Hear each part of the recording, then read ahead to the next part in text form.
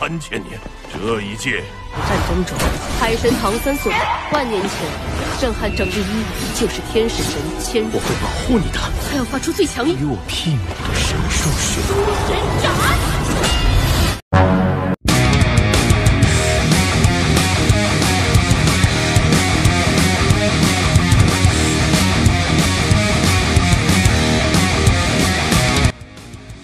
Halo guys, jumpa kembali bersama saya di channel IP Movie. Setelah 2 minggu berkultivasi, Mimin akan kembali membahas alur cerita Solen 2 episode ke-38 versi novel. Animasi dalam video ini hanya sebuah ilustrasi yang Mimin ambil dari beberapa episode sebelumnya. Sementara gambar kartun yang kalian tanyakan merupakan animasi 2 dimensi dari Solen Season 2. Jadi untuk Solen Season 2 animasi 2 dimensi alur ceritanya sudah tamat ya guys.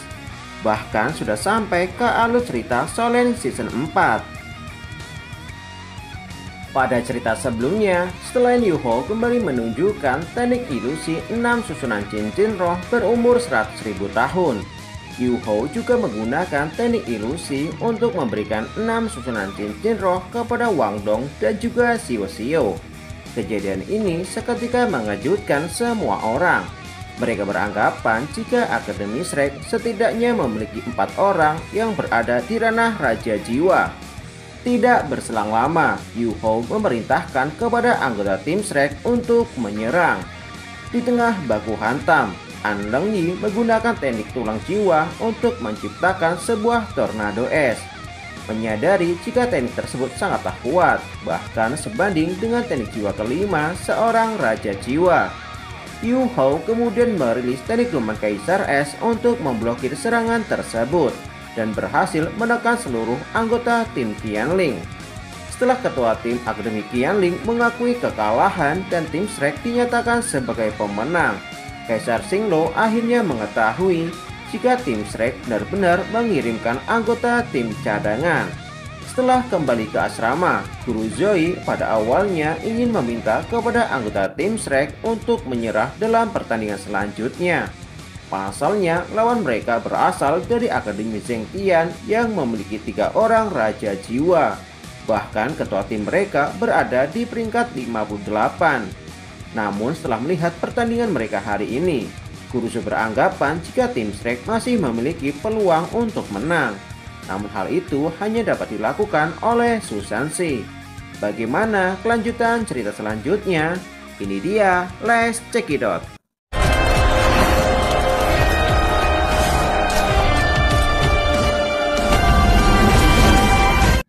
Seperti yang pernah diucapkan oleh Guru Zoe sebelumnya, ketua tim Zhengtian merupakan master jiwa terkuat dari tim musuh. Jika Susansi mampu mengalahkannya, maka peluang kemenangan yang dimiliki oleh tim Akademi Shrek akan mencapai 40%. Ucapan Guru Zoe seketika mengejutkan Susansi. Susansi kemudian bertanya kepada Guru Zoe, apakah Guru Zoe bermaksud meminta Susansi untuk menghadapi ketua dari Akademi Zhengtian? Guru Zhou tersenyum dan mengatakan jika tidak mudah bagi mereka untuk mengalahkan Susansi. Pasalnya dalam pertandingan sebelumnya, Susansi telah menunjukkan kekuatannya sebagai seorang master roh tipe pertahanan. Bahkan dapat dikatakan jika Susansi menjadi kunci kemenangan jika mereka kembali mendapatkan pertandingan antar tim. Namun Susansi mengatakan jika tugas tersebut sangatlah sulit baginya. BIB kemudian menepuk pundak Susansi dan memintanya untuk tidak berpura-pura. Jika Susansi mampu bertahan dan memenangkan pertandingan, maka BIB akan meminta kepada Jiang Nanan untuk memberikan hadiah kepada Susansi. Mata Susansi langsung bersinar ketika mendengar ucapan tersebut. Namun ekspresi Jiang Nanan seketika berubah ketika mendengar hal ini. Jiang Nanan mengatakan jika sesuatu yang berkaitan dengan mereka berdua tidak ada hubungannya dengan dirinya. Setelah mengatakan hal ini, Jiang Nanan langsung berdiri kemudian meninggalkan mereka berdua. Kemarahan Jiang Nanan seketika mengejutkan BIB. Di sisi lain, ketika tim Akademi Shrek menyusun sebuah rencana untuk pertandingan berikutnya, Akademi dari Kekaisaran Ryu kembali membicarakan Yu Hao dalam pertandingan melawan Akademi Qianling. Salah satu murid dari Akademi Kekaisaran Ryu bertanya kepada Guru Ma, apakah pemuda misterius bernama Yu Hao dari Akademi Shrek benar-benar memiliki 6 susunan cincin roh berumur 100.000 tahun? Guru Ma mengatakan jika Yu Hao tidak mungkin menjadi seorang Master Kaisar Jiwa. Pasalnya, Yu Hao saat ini masih berumur sekitar 13 tahun. Namun Guru Ma beranggapan jika Akademi Shrek menggunakan sebuah cara untuk menyembunyikan kelemahan dari tim mereka. Kemudian murid tersebut kembali bertanya, lalu bagaimana Yu Hao bisa memblokir teknik tornado es milik An Leng Yi yang berada di peringkat leluhur jiwa? Bahkan seorang raja jiwa maupun kaisar jiwa biasa tidak mungkin bisa untuk melakukannya. Mendengar hal ini, ketua tim Marulong membenarkan ucapan Guru Ma. Yu Hao tidak mungkin menjadi seorang kaisar jiwa. Alasan kenapa Yu Hao menjadi sangat kuat mungkin karena dia memiliki roh pelindung ganda. Xia Hongchen mengangguk ketika mendengar hal ini. Sedikit rasa kekaguman melintas di matanya. Guru Ma tersenyum dan mengatakan, meski pemuda tersebut cukup luar biasa, namun dia tidak bisa dibandingkan dengan Xia Hongchen. Meski memiliki roh pelindung ganda, namun kelemahan terbesarnya adalah usia Yu Hao yang masih muda. Marulong menyimpulkan jika telah terjadi sesuatu dengan Akademi Shrek, sehingga Akademi Shrek mengirimkan anggota tim cadangan. Akademi Kekaisaran Ryu telah ditindas oleh Akademi Shrek selama 3000 tahun. Kini kesempatan mereka akhirnya telah tiba. Keesokan harinya, 7 anggota tim cadangan kembali berkumpul. Guruzo mengatakan jika kompetisi akan segera dimulai. Guruzo tidak akan memberitahukan kepada Mas Yoto dan 2 rekannya betapa sulitnya pertandingan yang akan dihadapi oleh anggota tim cadangan, sehingga mereka dapat memulihkan kondisi tubuh mereka tanpa memikirkan hal ini. Guruzo kembali menegaskan untuk tidak menyalahkan diri mereka meski kalah dalam kompetisi nantinya. Meski kalah dalam pertandingan, namun mereka masih menjadi murid kebanggaan dari Akademi Shrek. Guruzo berharap jika dalam pertandingan kali ini akan menjadi pertandingan antar tim. Guruzo juga berpesan kepada 7 anggota tim cadangan. Meski hati mereka saat ini dipenuhi dengan semangat untuk meraih kemenangan, namun kemenangan bukanlah segalanya dibandingkan dengan keselamatan mereka. Guruzo berharap dapat membawa kembali mereka dalam keadaan selamat, sama seperti ketika mereka pertama kali datang ke tempat ini. Setelah mengatakan hal ini, Guruzo berbalik dan berjalan memimpin 7 anggota tim cadangan. Suara teriakan penonton kembali bergejolak seperti sebelumnya. Mereka menantikan kejutan apa lagi yang akan diberikan oleh tim Akademi Shrek. Pasalnya dalam 3 pertandingan sebelumnya, Akademi Shrek telah menunjukkan kemampuan yang sangat luar biasa. Bahkan setiap pertandingan telah meninggalkan kesan yang mendalam bagi semua orang. Tim Akademi Shrek menjadi tim pertama yang naik ke atas panggung. Seluruh penonton mengira jika pertandingan kali ini akan menjadi pertandingan paling sengit di antara kedua tim. 7 anggota tim Shrek kini berada dalam kondisi puncaknya ketika memasuki ruang peristirahatan. Tidak berselang lama, para anggota dari Akademi Zhengtian juga mulai memasuki arena. Tidak ada keraguan bahwa mereka masih mengamati kekuatan dari tim Akademi Shrek. Marulong terkejut ketika mengetahui jika Akademi Shrek masih mengirimkan anggota tim cadangan untuk menghadapi mereka. Pada saat ini, Guruzo sangat mengkhawatirkan ke-7 muridnya. Guruzo tidak bisa membayangkan apa yang akan terjadi jika Akademi Shrek benar-benar kalah dalam pertandingan kali ini. Ketika memikirkan hal ini, Kaisar Xinglo didampingi oleh para menterinya berjalan ke arah tempat duduk untuk menonton jalannya pertandingan. Melihat Akademi Shrek masih mengirimkan 7 anggota dari tim cadangan, membuat Kaisar Xinglo terkejut. Kaisar Xinglo kemudian bergumam di dalam hatinya, apa yang sebenarnya terjadi dengan Akademi Shrek? Tidak berselang lama, juri mulai memasuki arena dan mengatakan jika ini adalah pertandingan pertama putaran ketiga round robin. Masing-masing ketua tim diminta untuk naik ke atas panggung dan mengambil sebuah undian. Hal ini bertujuan untuk menentukan sistem pertandingan yang akan segera dimulai. Masing-masing ketua tim dari kedua belah pihak segera memasuki arena ketika mendengar hal ini. Dalam pertandingan kali ini, Kuruzo berharap jika mereka akan melakukan pertandingan antar tim.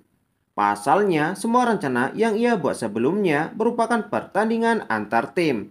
Terlebih lagi, hal itu merupakan satu-satunya peluang kemenangan yang mereka miliki.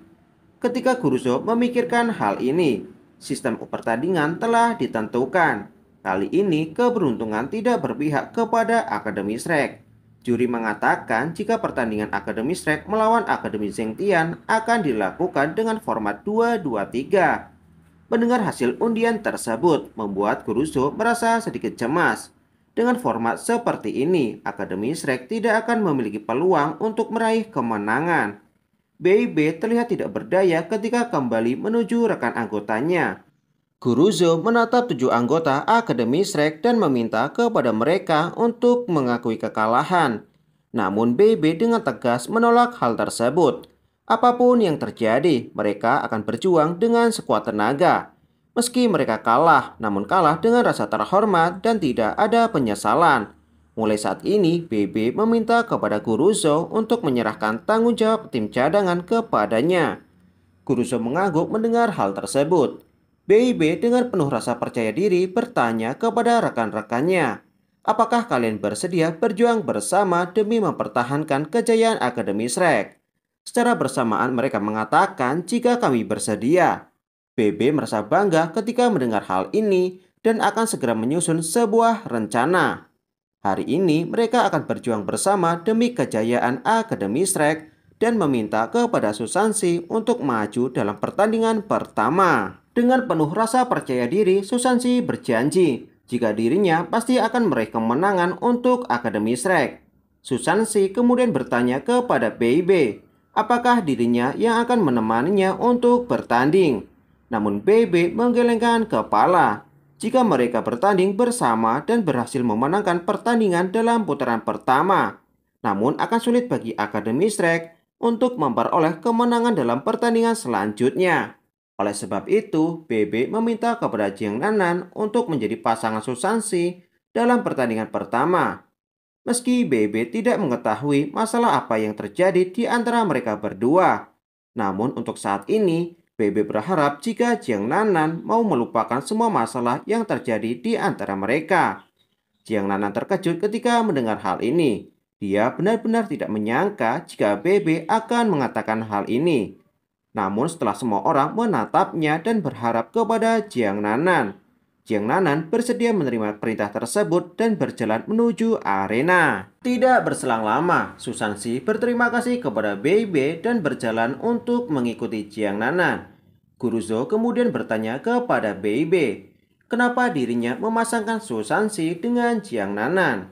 Bukankah sebagai Master Roh tipe pertahanan akan lebih baik jika memasangkannya dengan He Chaito?